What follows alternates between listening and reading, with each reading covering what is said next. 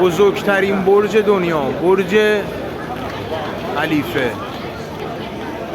بزرگترین برج.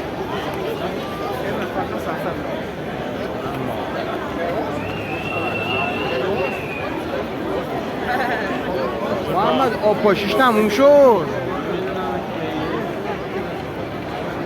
اینم که برج العربه، اینم برج العرب.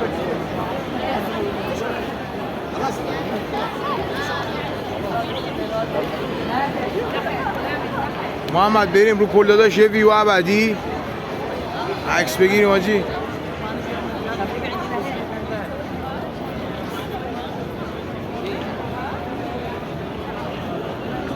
این هم ساختمون دبی مال، شرکت های اپل و نمیدونم سونی و شرکت های معتبری دنیا اینجا.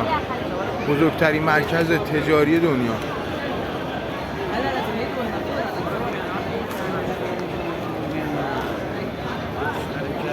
ببخشید